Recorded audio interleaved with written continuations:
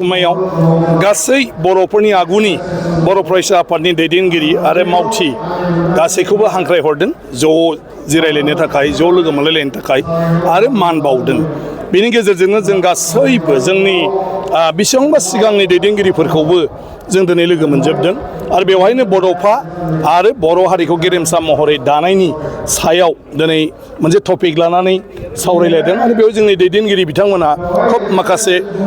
गोजाम बाथ्राफोरखौ दिनै रायखांनानै माने जोंनि जारिमिना माबायदिमोन दिनै मा अबस्थायाव सफैखो आरो फैबाय थानाय समाव जों माबोरै थांनांगौ बेफोरखौ मोजां बोसोन होदों। आं सानो बियो दानि लाइमोनफोरनाव गोबां मोनसे खामानियाव होगोन जे बिथांमोना गासै बाथ्राफोरखौ सिगांनि दानि आरो बेखौ नायनानै इयुननि थाखाय माखासे हाबाफारि लानानै खामानि मावनो हागोन। आंनि बेलायाव आंनि जिथु एक्सपिरियेन्स आं जिथु मोनदांनाय बेखौ लानानै आङो दिनै बाथ्रा बुंदों जे बर' हारिया दिनैनि समाव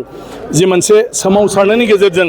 थामथि एकर्ड खालामबाय बेनि गेजेरजों माखासे गावखुंथाय गोहो मोनबाय आरो बे गावखुंथाय गोहोनि गेजेरजों बर'फ्रा गावनि हारिखौ गेरेमसा दानायनि थाखाय राव हारिमु थुनलाइ धोरोमखान्थि आसार खान्थि आरो राजखान्थि सोलोंथाइ बायदिसिना बिथिङाव जोंनो माबायदि गोनांथि दं बेफोरनि माखासे जोङो बिखान्थि लानानै माखासे हाबाफारि लानानै जों गावनो गाव खामानि मावनानै लानो हानाय पर्यायाव सफैबाय। जोंहा दिनै सरकारनिफ्राय बड'लेण्ड टेरिटरियेल काउन्सिला गावनि गोसो बायदियैनो माने थांखि लानानै माखासे बिथिङाव फैसा खरसा खालामनो हानाय गोहो मोनबाय आरो बे दिनै फैयै फैयै 1100 कौटि रां दिनै आसाम बाजेटनिफ्राय फैबाय जेखौ आसाम गभर्नमेन्ट आरो सेन्ट्रेल गभर्नमेन्टनिफ्राय मा खामानियाव बाहायो बिनि थाखाय जेबो बाधा गैया। ओंखायनो बेफोर माखासे रांखान्थिनि गेजेरजों जों जौगाखांनायनि माखासे खामानि मावोब्लाबो जोंनि राव हारि थुनलाइ आसार खान्थि समाजखान्थि माने मा होनो राजखान्थि बेफोर गासैबो बिथिङाव जों माखासे माने रांखान्थियारि गोनांथिखौ जोङो माने बिनिफ्रायनो माने मा होनो फान्डनि बेबस्था खालामना होनानै जों खामानि मावनानै लानो हायो। गतिके जायनि थाखाय सोमावसारदोंमोन बेखौ एसेब्लाबो मावनानै लानो हानाय गोहो आरो बिनि रांखान्थियारिखौ जों दिनै मोनबाय। बिनि अनगायैबो सेन्ट्रेल आरो स्टेटनि माखासे गोबां स्किमफोर दं जेराव जोंहा गोबां हाजार हाजार कौटि बे हाजार कौटिखौबो बड'लेण्डनि सरकारा गावनि गोसो बायदियै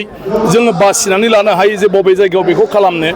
माबायदि जोंनियाव फैथावथाव जों स्किम प्रजेक्टखौ जोङो बानायनो आरो बिनि थाखाय सेन्ट्रेल गभर्नमेन्टहा जेबो आपत्ति गैया। खालि जों सेन्ट्रेल आरो स्टेट गभर्नमेन्टनि जिथु गाइडलाइन बे प्रजेक्टआव होनाय दं बे गाइडलाइनखौल' जों मानिनांगौ नाथाय स्किम प्रजेक्टखौ जोङो खालामनानै लानो हायो। ओंखायनो बेफोर खामानिखौ जुदि जों दा मावलांबाय थायोब्ला आरो दुलाराय बर' फरायसा आफाद बर' थुनलाइ आफाद आरो गुबुन गुबुन बर'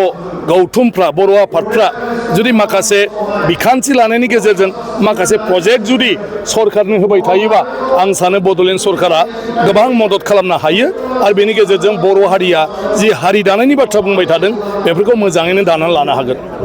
गाबोन जिहेतु न'खर बिथांनि दैदेननायावनो जोंनि थामथि एकर्डआ दुलाराय बर' फरायसा आफाद आरो बर'नि गुबुन गुबुन गौथुमजों आसाम सरकार सेन्ट्रेल सरकार जादोंमोन आरो बेवहाय गोबां जोंनि बर'फोरनि आरो बड'लेण्डनि माने माखासे मा होनो बेवहाय माने खोथा होनाय दं बे एकर्डआव आरो बेवहाय लिरनाय दं दा बेफोरखौ मावफुंलायनायनि बेलायाव बिथाङा निस्सय गाबोन गुवारैनो दुलाराय बर' फरायसा आफादजों सावरायलायनानै बिनि सायाव माखासे बाथ्रा बुंलांनो हागोन माखासे सुबुरुनबो होलांनो हागोन आरो बिनि उनाव जुदि मोजाङै बिथांजों सोमोन्दो लाखिनानै थांबाय थायोबा जोंनि एकर्डनि मोनफ्रोमबो क्लजआनो इमप्लिमेन्ट जागोन होननानै आं सानो जेफ्रा सेन्ट्रेल गभर्नमेन्टजों सोमोन्दो थानाय। गतिके गाबोननि मानाव गेदेर नखर मन्थ्रिनि जिथु दुलाराय बर' फरायसा आफादनि कनफारेन्सआव फैगोन बियो जों बयनिबो थाखायनो जोबोद मोनसे मोजां जों मिजिं लानो हायो। नङा बेथ' जुदि जायोब्ला जोबोद मोजां खारन बेवहाय जोंनिल' नङा गुबुन गुबुन काउन्सिलफोरनि बाथ्रा दं आरो जोंनि काउन्सिलनि बेलायाव बेवहाय मोनसे दं एन्टि डिफेक्सननि जे जायखिजाया सोद्रोमायानो पार्टी बास्लायनो हाया अब्ला जायफ्रा सरकार दागोन बिसोरो एसे स्थायी जागोन जे गेजेरावनो माने सोरबा बेखौ फैसा होनानै थाखा होनानै लांनानै सरकार सिफायनो हाया आरो गोदान सरकार दानो हाया माने बियो गावनि गोसो बायदि खामानि मावनो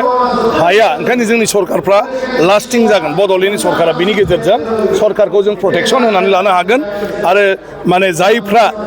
पार्टियाव थानानै बेवहाय देरहालाङाथों मानो बिसोरो गुबुन पार्टियाव थांनायनि बाथ्रा साना जासे दाम दर खालामबाय थाया जासे बिसोर गावसिनि खामानियाव नांस्थाबनो गोनां बाध्य जागोन बियो जोबोद मोजां बेनि उनाव जिथु माने फाइनेन्स कमिसननि फैसा जोंनि पन्सायती राज बेबस्थायाव माने जोंनो फाइनेन्स कमिसननिफ्राय डाइरेक्ट फान्ड हरो दाबो हरगासिनो दं बड'लेण्डआव मालाय काउन्सिलफोरनि बायदि नङा नाथाय बे बड'लेण्ड काउन्सिलाव हरनाय जिथु फाइनेन्स कमिसननि 300-350 कौटि थाखा बियो माने आगोलाव माने मा होनो पन्सायतआव थाङा माने BCDC आव थाङामोन बे जुदि जायोब्ला गासै BCDC आवनो सुबुं सानखोनि गेजेरजों बे राङा गासैबो ब्लकआवनो सहैजोबगोन आरो गासैबो ब्लकआवनो सहैजोबनाय लोगो लोगो बड'लेण्डआव रायजो जानाय मोनफ्रोमबो जायगानि मानसिफ्रानो फाइनेन्स कमिसननि फैसाखौ मोननो हागोन जेराव बे फाइनेन्स कमिसननि फैसाखौ माखासे हयथ' BCDC बायदिसिनाया माने मोनहैनो हायाखै खारन सिस्टेमावनो जोंना माने बेखौ ब्लकनि गेजेरजों पन्सायतआव एल'केसन खालामनानै हरनाय गैया जोंनि सिस्टेमाव थोंजोङै बेखौ हरनाय जायो माने माबायाव BTC आव दा बियो जुदि एमेन्डमेन्ट जायो अब्ला बे एमेन्डमेन्टआव BTC आवबो मोनफ्रोमबो BCDC आवनो फाइनेन्स कमिसननि फैसाखौ मोनहैगोन आरो धेकियाजुलि बाथासिपुर हालामनि रायजो राजाफोरनि थाखाय गोनांथार फोसावथाय धेकियाजुलि बाथासिपुर हालामनि आबै सेन्टार साखाथियाव थानाय बर' बिजोंनि फरायसालि दानसोरां एकाडेमियाव 2025-2026 बोसोरनि थाखाय गोदानै फरायसाफोरनि मुं थिसननाया सोलिगासिनो दङ। बे फरायसालियाव थाखो बिथराइनिफ्राय लानानै थाखो 9सिम मुं थिसननो हागोन। 2020 मायथाइयाव गायसनजानाय बे दानसोरां एकाडेमियाव नोंथांमोनहा नांगौ रोखोमनि फोरोंथायनि खाबुफोरखौ मोननो हागोन जेरै फराफारि फोरोंनायनि अनगायैबो कम्पिउटार सोलोंनाय गेलेनाय आलादा थाखो फोरोंनाय जेरै इंराजि आरो हिन्दी आयदानि सायावबो जर'खायै फोरोंथाय होनाय जायो। बेनि अनगायैबो हौवासा आरो हिन्जावसाफोरनि थाखाय आलादा हस्टेल थानायनिबो खाबु दङ। बेजों लोगोसेनो फरायनायाव उन जानानै थानाय एबा गोसोआव लाखिनो हायै फरायसाफोरखौ आलादायै फोरोंनायनिबो खाबु होनाय जादों। मख'नो गोनांदि बिथराइ थाखोनि मुं थिसननायखौ बेसेन लायालासे थिसननाय जादों।